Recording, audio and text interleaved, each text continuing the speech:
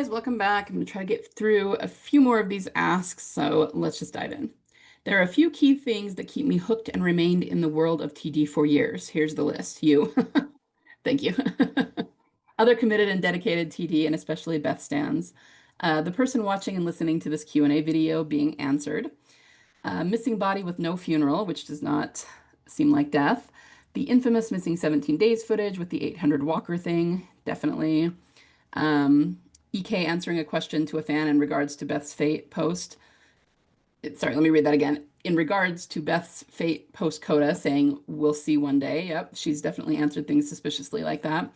None of the powers that be, especially Scott Gimple and Angela King, confirming or denying Beth's true fate post Coda, but immediately turning down the Rick and Daryl Morse code thing back when 7A was airing at the time. Weird wording answers with questions from the cast regarding what happened to Beth's body and whether she got a funeral or not. Carl's death, which I personally hate and feel utterly terrible for Chandler. Yeah. The whole Topps card description thing about Gabe's church or supposed white church. Yep. All of the symbolism you found, analyzed, and shared with us. Daryl still being single and lonely AF. Yep. Carol are still not a thing, and those specific shippers need to get it through their heads without having to bash the Bethellers, TDers, Beth fans. The connection with Grady and CRM and how Beth got tied into the mix. The amount of Rick and Beth parallels in the narrative is fucking insane. It really is. Speaking of Rick and Beth, sweet old Andy Lincoln outright said, I said to Emily, so many people look up to you, and this is the way to go. While filming Coda and knowing how that episode ended, yeah, no, there's something way more happening off screen that hasn't been aired yet. Agreed. If Maggie cannot set her son straight, then Auntie Beth can step in for her. That would be cool. EK still being on AMC's payroll after all these years since Taya's death episode because how she is able to financially support herself and keep a roof over the head without a main source of income if she's already fulfilled her contract with AMC and haven't booked as major as Beth, if not more. Sure, she has other outlets like her indie music career, but that can only keep you afloat for so long, given that her name isn't nearly as big as other mainstream artists. And the powers that be still promoting Beth big or small every now and then. Sorry. Yeah, no, I totally agree. And this is a good list. This is a really good list. So let's see if I had anything to say about any of these. I remember the we'll see, or we'll just have to see kind of thing. She said that more than once. And yeah, this is a good one too. Another good example of how they do shut things down sometimes when it's definitely not the case. The other two I remember is the van in Consumed, which I talk about a lot.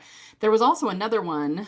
It was during season 6 filming, but I think it was before the season started airing, where there was somebody on set that looked a lot like the actor who played Dr. Edwards, Eric Jensen, I think is his name. And we all started, this is how people always ask, do you think that they pay attention to our blogs? This is one way you can tell that they do. Because again, this was years ago, it was back during season 6 filming, and all of the TDers started passing this picture around one day because he looked, and we're not just talking a little bit of a resemblance, he looked exactly like him. And people were going, oh my gosh, he's on set, they're filming more at Grady, you know, da da da. And it really started to blow up online. I think it was on Tumblr in the TD community. And I'm not kidding you guys, within about 4 or 5 hours, AMC came out and refuted it. And the thing is, the guy that we were seeing, he actually wasn't Eric Jensen. And when they put photos of him side by side, you could tell it wasn't him, but he just looked exactly like him. This guy was like someone who was working on sets. I think he was a carpenter or something. And he was a little bit more heavy set than Eric Jensen is. But other than that, he looked just like him, like the shape of his head, the way his hair was, the facial hair, it all looked exactly like him. But the point is, they came out and refuted it and went, no, no, no, no, no, guys, that's not Eric Jensen. That's just somebody who's working on our sets. It's not the same guy. Calm down, you know. And everyone was kind of like, oh, we were hoping they were filming something for Grady. But the point is, they were paying attention. And when that started blowing up, they immediately came out and refuted it. And we were just wrong about that. It wasn't Eric Jensen. So yeah, definitely we have a lot of examples of when they have refuted things, and they very specifically have not refuted this. So very good. What else we've got? Yeah, the card is a big one to me. And it was funny because that was actually a big validation for me when I finally found that, which it's been years now since I did. But I remember, and I've told this story before, but I remember back in season 5 that I don't remember who posted them, but I was following the actors on social media. So it was either probably either Norman or Stephen Yun kept posting these pictures of themselves in front of a white church. And the thing is, they weren't in their costumes. So it wasn't like Daryl and Glenn, it was Norman and Stephen, right? And it looked like Norman's motorcycle was in a few of them. I think both of them had been out motorcycling together, and they stopped in front of this white church and took some pictures and they posted them. So it really wouldn't have seemed to a big deal to anyone. Like it's just them hanging out together outside of work. And then they posted these pictures, but they kept doing it. I remember seeing them 3 or 4 times, and it was like they were in front of this white church, and then they were like pointing at the right white church. And I always remembered that. And now you cannot find those. Whoever posted them took them down.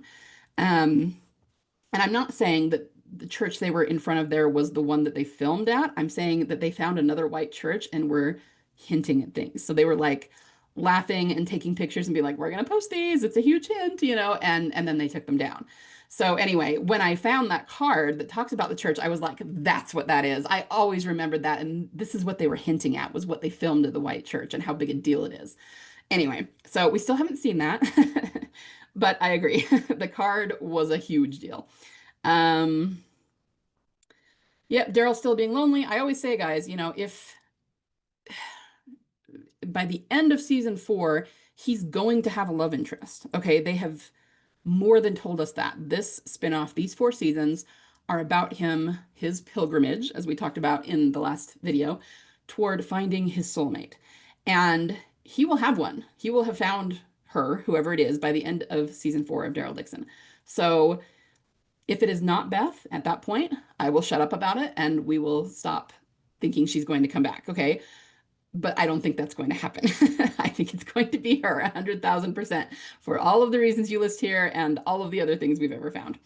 Yeah, Andrew Lincoln, I've talked about that before and how suspicious it was. Oh, I know what the other thing was. And I've talked about this before too, but there was a report. I don't know that it was anything anyone recorded. It seemed like it might have been a panel at Comic-Con or one con or another, where Andrew Lincoln started talking about how episode 509, when they came back, so this would have been, it probably wasn't Comic-Con because it was after, I know he was talking about episode 9, which meant Coda had already aired, so it was probably something else, some other interview they did.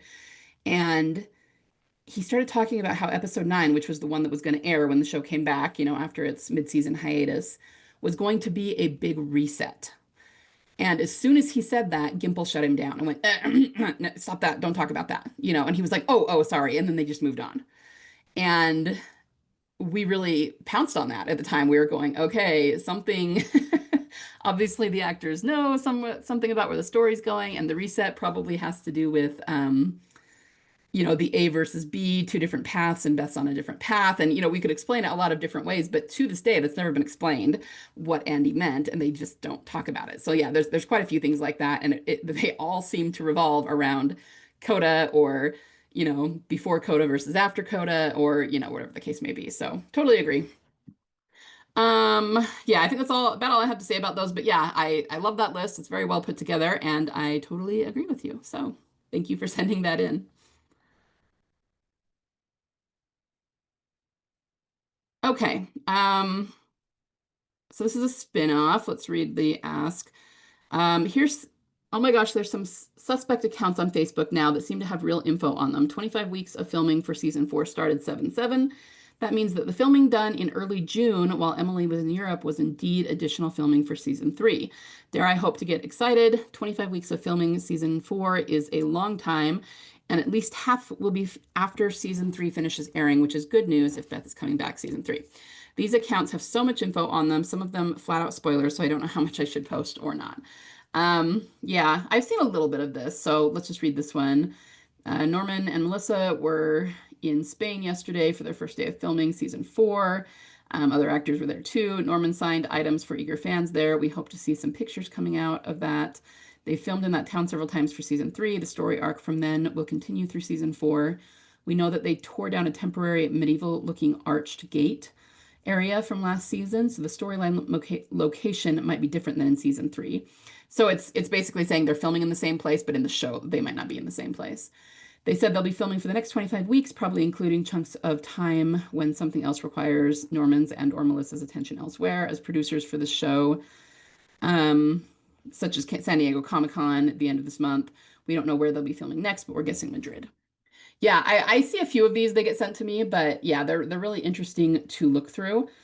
I don't know. I don't find them very spoilery. I mean, if you absolutely do not want to know anything, then maybe you would, but like they don't usually tell you what's going on in the show. It's more like where people were seen filming, what the set looks like, and then other than that, it's just conjecture. Well, they were seen doing this, therefore we think maybe this. But a lot of times to me, they just don't seem very spoilery. It's not like anything I read and go, oh my gosh, it's really general kind of vague stuff. So yeah, thanks for sending that in.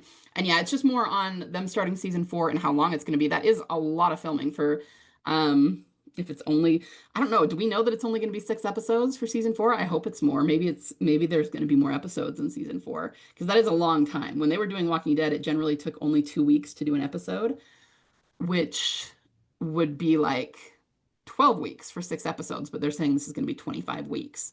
And, I mean, it could be, like it's saying, like they're going to take a week off for Comic-Con and they may need to take some time off for the holidays and things like that. So it could be including that.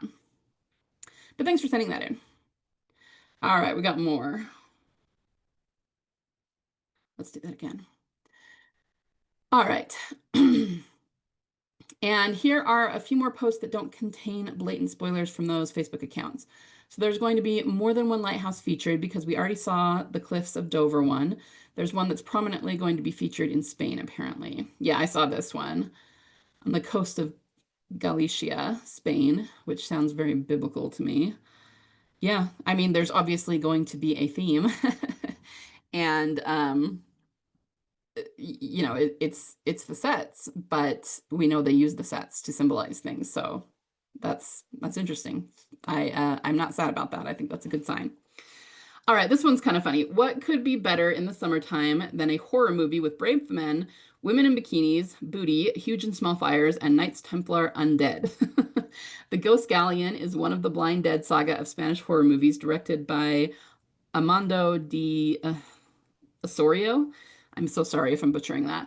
It's viewable on YouTube with numerous but short commercials. This will help you get ready for the upcoming S3 of Daryl Dixon with zombies, boats, fiery scenes, motorcycles, and lighthouse lovers, blood and screaming. It premieres September 7th, 2025. So this is one of those things that feels really suspicious to me. Why would an account recommend a 1970s very B-sounding horror movie to get us ready for The Walking Dead?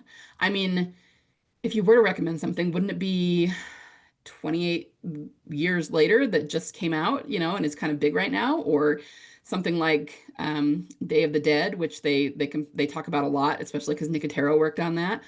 Why this, right? And this sounds to me like something that was fed to them from the powers that be. And if that's true, then we need to look at the parallels because they're hinting at things, right? Even this picture, you can't help but notice the blondness going on here, right? So I decided to do a little bit of research on this because I have not heard of this film before.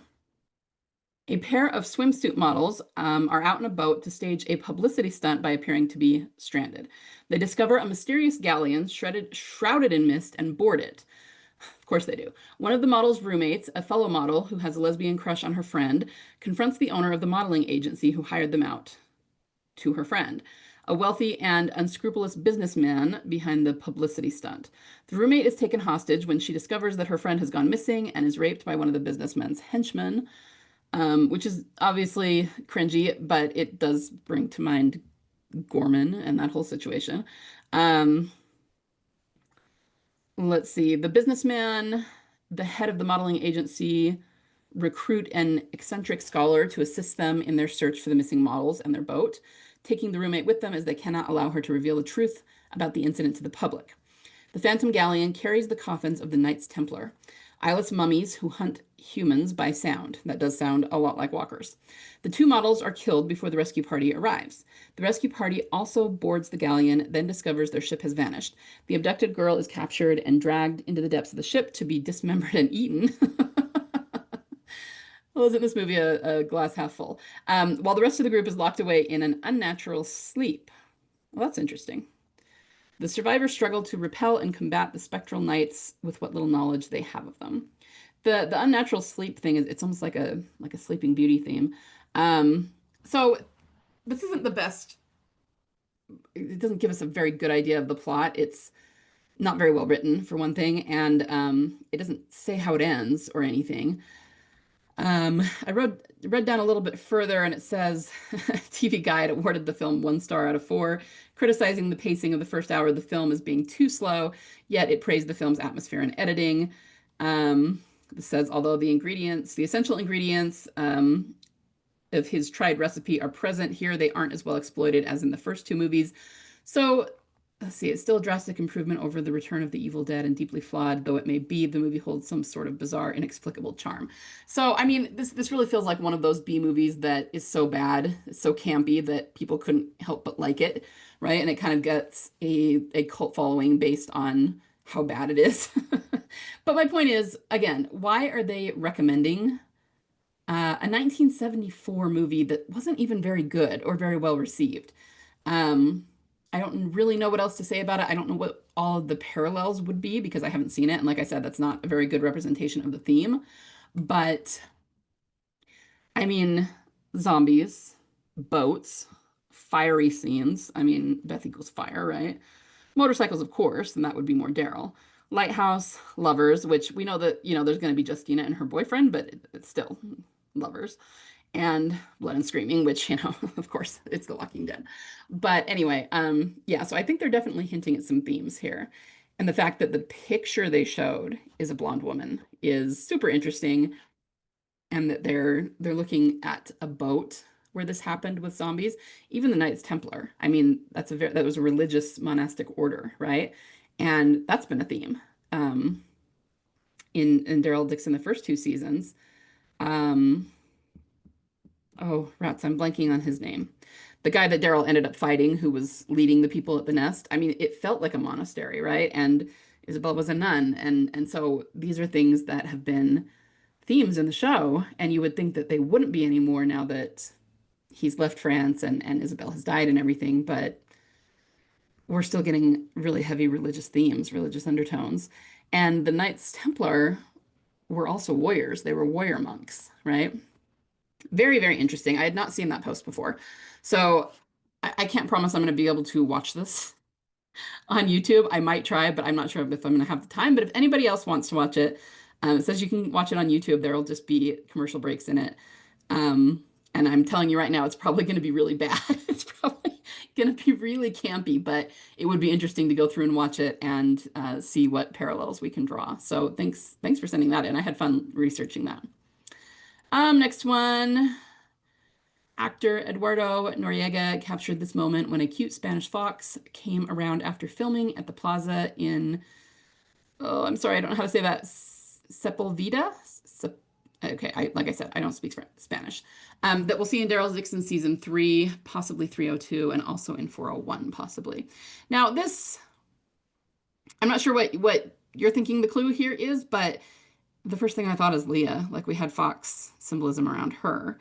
And somebody had asked if I thought, maybe the brunette in the show might be a representative of Leah. So I don't know. This feels like a behind the scenes. I don't know that we're going to see the fox in the show or anything, but they're still posting it, of all things to post. So I don't know. That's one that I could see it like not meaning anything and they're just posting it because it's a fun behind the scenes post. But I could also see it going the other way and they're posting it on purpose because symbolism, So I don't know about that one, but it's interesting. We also do have the clock in the shot.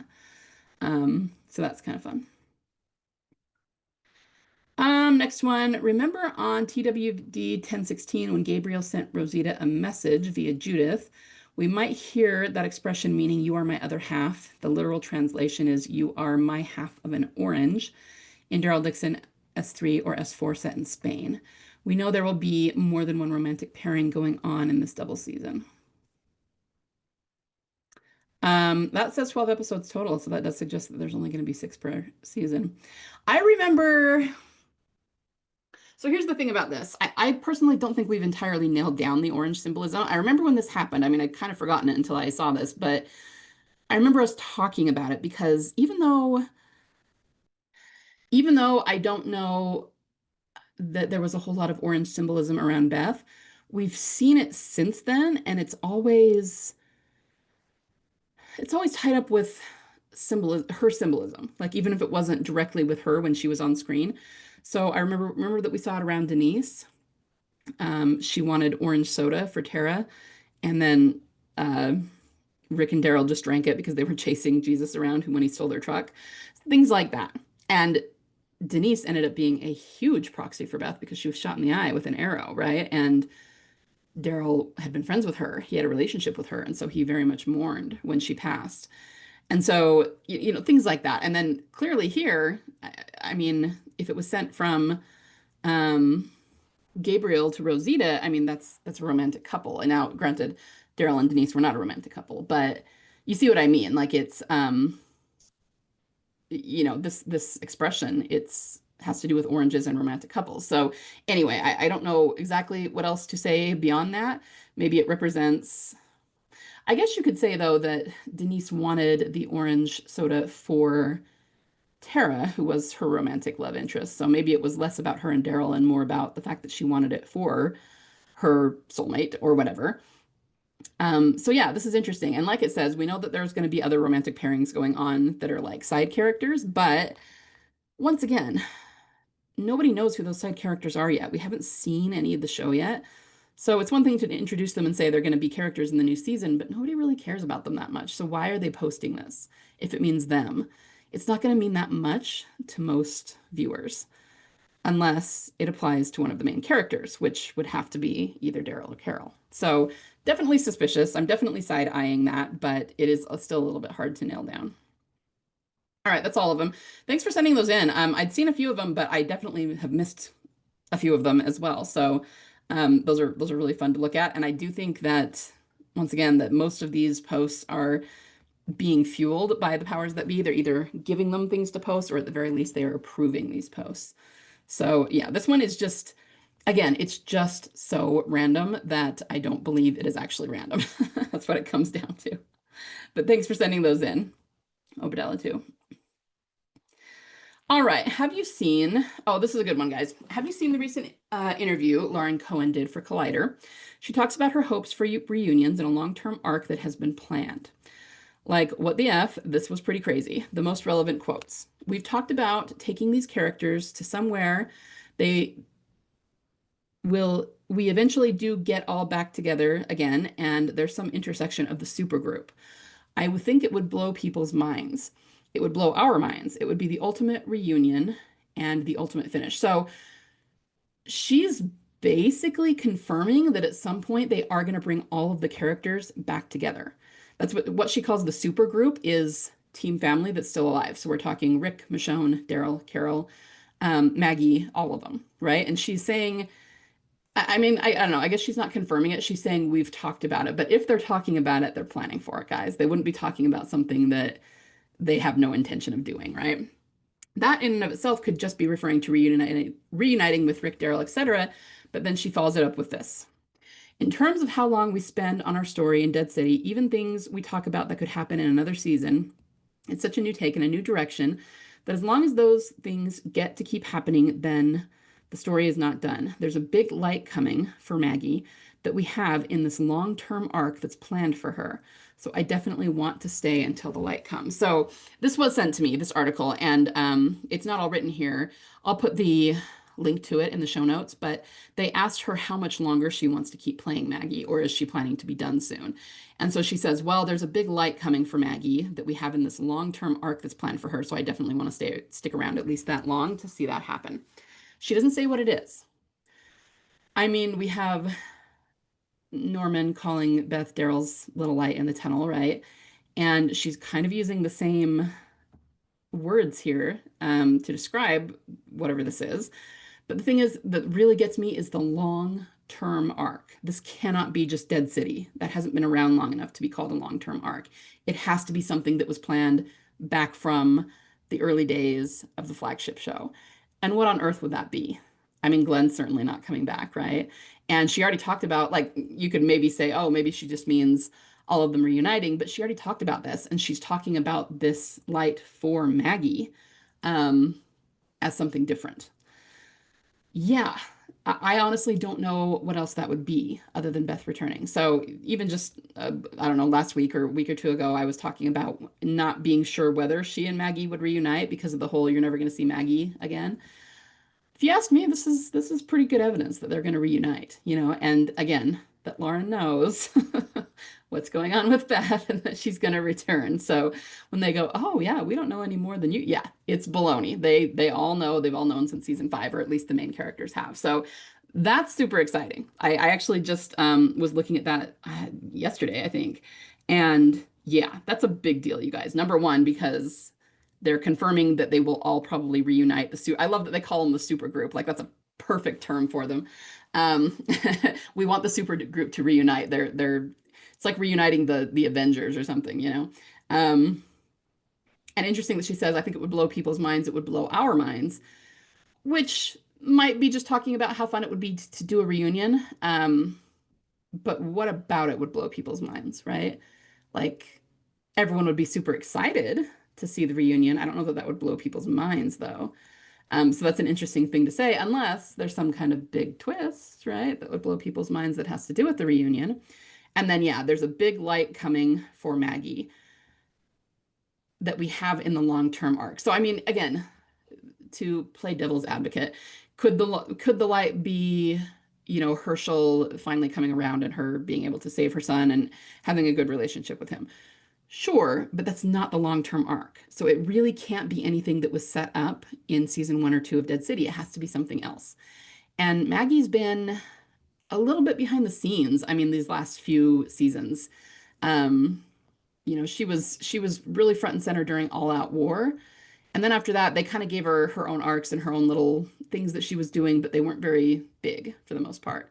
Um, so it actually makes me go back to some of the things we saw in Acheron, because I felt like there was a lot of foreshadowing for Maggie in those episodes, and then we haven't seen much of it play out. But it makes me think that they have this long-term arc for her, and clearly something good is going to happen. You know what I think it'll be. But there was probably a lot of symbolism of that in Acheron. So anyway, I'm going really long here, so I need to wrap up. But that may be the biggest deal for me this week that came out, and that's admitting a lot of things. So that makes me super, super happy. All right, guys, I need to wrap up, but everyone have a fantastic week, and I will be back soon. Bye.